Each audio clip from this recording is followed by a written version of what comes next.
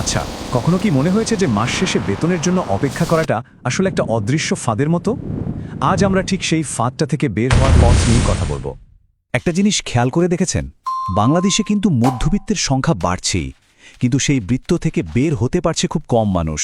কেন এমন হয় বলুন তো? একটা ভালো চাকরি, মাস শেষে একটা নিশ্চিত বেতন, জীবনটা হয়তো চলে যায়, কিন্তু আর্থিক স্বাধীনতার যে স্বপ্নটা, ওটা কি দিন দিন আরও দূরে সরে যাচ্ছে না? দেখুন, আসল সমস্যাটা কিন্তু টাকার অভাব নয়। সমস্যাটা হলো আমাদের কেউ সঠিক পথটা দেখায় না। আমাদের ছোটবেলা থেকে শেখানো হয় ভালো করে পড়াশোনা করে একটা চাকরি জোগাড় করতে, কিন্তু সেই চাকরির বেতনের বৃত্ত থেকে মুক্তির পথটা কেউ শেখায় না।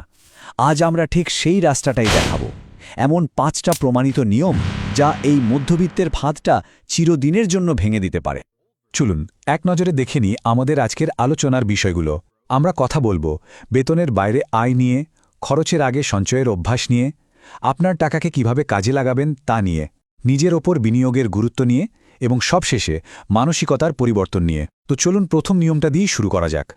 প্রথম এবং সবচেয়ে গুরুত্বপূর্ণ নিয়মগুলোর একটা হলো এটা মেনে নেওয়া যে আপনার বেতন আপনার একমাত্র আয় হতে পারে না। এটাকে আপনার আর্থিক স্বাধীনতার যাত্রার শুরু হিসেবে দেখতে হবে। এই কথাটা একটু মন দিয়ে ভাবুন। বাংলাদেশে বেশিরভাগ মধ্যবিত্ত মানুষের গল্পটা কিন্তু একই রকম। একটাই আয়ের উৎস, চাকরি। মাস শেষে বেতন আসে, বিল দেয়া হয়, সংসারের খরচ মেটানো হয়, আর তারপর আবার পরের মাসের বেতনের জন্য অপেক্ষা। এটা একটা চক্র, আর সত্যি বলতে এই চক্রটা ভাঙা কিন্তু প্রায় অসম্ভব। এখন অনেকেই হয়তো বলবেন, ভাই, বেতনের টাকাতেই তো চলতে কষ্ট হয়, আরেকটা কাজ করব কখন? আপনাকে কিন্তু বলা হচ্ছে না যে 8 ঘন্টার চাকরির পর আরও একটা 8 ঘন্টার কাজ করতে হবে। না, সপ্তাহে মাত্র 5 থেকে 7 ঘন্টা সময় দিয়ে ধীরে ধীরে একটা ছোট আয়ের উৎস তৈরি করুন। মাসে যদি মাত্র 5 থেকে 10,000 টাকাও বাড়তি আসে, বিশ্বাস করুন 5 বছরে এটাই আপনার আর্থিক অবস্থার একটা বিশাল পরিবর্তন আনবে। মনে রাখবেন, দ্বিতীয় আয় আপনাকে স্বাধীনতা কিনে দেয়। আচ্ছা, দ্বিতীয় একটা আয়ের রাস্তা তো বানালেন, কিন্তু আপনার মূল বেতনের কি হবে? ওটা ম্যানেজ করার পদ্ধতিও কিন্তু বদলাতে হবে। আর এখানেই আসছে আমাদের দ্বিতীয় নিয়ম, যা আপনার টাকা জমানোর অভ্যাসকে চিরদিনের জন্য বদলে দিতে পারে। এই স্লাইডটা একটু মন দিয়ে দেখুন। বেশিরভাগ মানুষ কি করে? বেতন আসার পর আগে সব খরচ করে, আর মাস শেষে যা বাকি থাকে তা জমানোর চেষ্টা করে। কিন্তু সত্যিটা কি?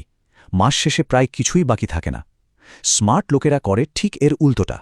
তারা বেতন পাওয়ার সাথে সাথেই একটা নির্দিষ্ট অংশ সঞ্চয়ের জন্য সরিয়ে রাখে, তারপর বাকি টাকা দিয়ে মাস চালায়।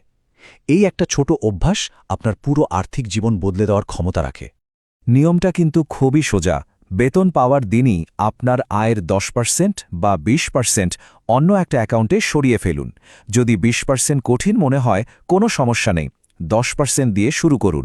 আসল কথা হলো শুরু করা এবং এটাকে একটা নিয়মে পরিণত করা।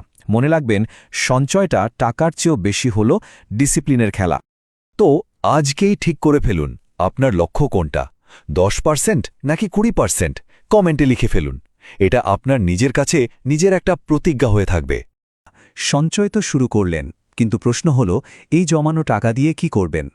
ব্যাংকে ফেলে রাখলেই কি চলবে? একদম না। আর এটাই আমাদের তৃতীয় নিয়ম। শুধু টাকা জমালেই হবে না, টাকাকে আপনার জন্য কাজে লাগাতে হবে। আপনার কষ্ট করে জমানো টাকার কিন্তু একটা অদৃশ্য শত্রু আছে, যেটাকে আপনি দেখতে পান না।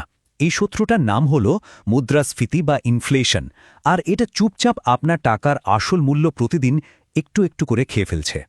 ব্যাপারটা খুব সহজ। আজকে 100 টাকায় যা কিনতে পারছেন, 1 বছর পর সেই একই জিনিস কিনতে আপনার আরও বেশি টাকা লাগবে। তার মানে কি? আপনার জমানো টাকার কেনার ক্ষমতা বা পারচেজিং পাওয়ার কমে যাচ্ছে। তাহলে উপায় কি? ইনভেস্টমেন্ট বা বিনিয়োগ। তবে বিনিয়োগের জগতে ঝাঁপ দেওয়ার আগে 3টা ধাপ মাথায় রাখুন। 1. কমপক্ষে 3 মাসের খরচের জন্য একটা এমার্জেন্সি ফান্ড তৈরি করুন। 2. যদি কোনো উচ্চ সুদের লোন, যেমন ক্রেডিট কার্ডের লোন থাকে, আগে সেটা শোধ করুন। আর 3. সঞ্চয়পত্র বা মিউচুয়াল ফান্ডের মতো জায়গায় অল্প অল্প করে মাসিক বিনিয়োগ শুরু করুন। মূল কথা হলো, আগে শিখুন, তারপর বিনিয়োগ করুন। টাকা বিনিয়োগের চেয়েও সেরা একটা বিনিয়োগ আছে, জানেন সেটা কি? আর সেটাই আমাদের চতুর্থ নিয়ম, নিজের উপর বিনিয়োগ করা। মধ্যবিত্তের সবচেয়ে বড় ভুল কি জানেন? তারা নিজেদের জন্য সময় বা টাকা কোনোটাই বিনিয়োগ করতে চায় না। একটা অনলাইন কোর্সের জন্য 500 টাকা খরচ করতে আমাদের কষ্ট হয়, কিন্তু বন্ধুদের সাথে বাইরে খেতে গেলে 500 টাকা নিমিষেই খরচ হয়ে যায়। সত্যিটা হলো, আপনার মস্তিষ্কই আপনার সবচেয়ে বড় অ্যাসেট। আজকে দুনিয়ায় আয় বাড়ানোর রাস্তা কিন্তু দুটো। এক, বেশি সময় কাজ করা যা সীমিত, আর 2, বেশি ভ্যালু তৈরি করা যেটা দক্ষতা দিয়ে সম্ভব। একটা নতুন হাই ভ্যালু স্কিল শিখুন, যেমন ভিডিও এডিটিং, ডিজিটাল মার্কেটিং বা ডেটা অ্যানালিসিস। প্রতিদিন অনুশীলন করুন আর সেই দক্ষতা ব্যবহার করে আয় করার চেষ্টা করুন। এই চক্রটাই আপনার আয় বাড়ানোর সবচেয়ে নিশ্চিত উপায়। এতক্ষণ আমরা যে 4টা নিয়মের কথা বললাম, এর কোনোটি ঠিকমতো কাজ করবে না যদি আপনি আমাদের এই শেষ নিয়মটা না মানেন, কারণ সবকিছুর মূলে আছে আপনার মানসিকতা। শুনতে হয়তো একটু অদ্ভুত লাগতে পারে, কিন্তু এটা চরম সত্যি। আপনি যাদের সাথে মেশেন, যাদের সাথে সময় কাটান, আপনার চিন্তা ভাবনা, আপনার অভ্যাস সবকিছু ধীরে ধীরে তাদের মতোই হয়ে যায়। একটু ভেবে দেখুন, যদি সারাক্ষণ এমন মানুষের সাথে থাকেন যারা শুধু অভিযোগ করে, বলে দেশে কিছু হবে না বা ইনভেস্টমেন্ট মানেই রিস্ক, তাহলে আপনার মানসিকতাও কিন্তু ওভাবেই তৈরি হবে। কিন্তু আপনি যদি এমন মানুষের সাথে মেশেন যারা আলোচনা করে কিভাবে নতুন কিছু শেখা যায়, কিভাবে আর একটা আয়ের উৎস তৈরি করা যায়, তাহলে আপনিও উন্নতি করতে বাধ্য। তাহলে চলুন একবার ঝালিয়ে নিয়ে আমাদের 5টি নিয়ম। 1, বেতনের বাইরে আয়ের উৎস তৈরি করা। 2, খরচের আগে সঞ্চয় করা। 3, টাকাকে বিনিয়োগ করে বাড়তে দেওয়া। 4, নতুন দক্ষতা শিখে নিজেকে আরও মূল্যবান করে তোলা। এবং 5, ইতিবাচক ও উন্নত মানসিকতার মানুষদের সার্কেলে থাকা।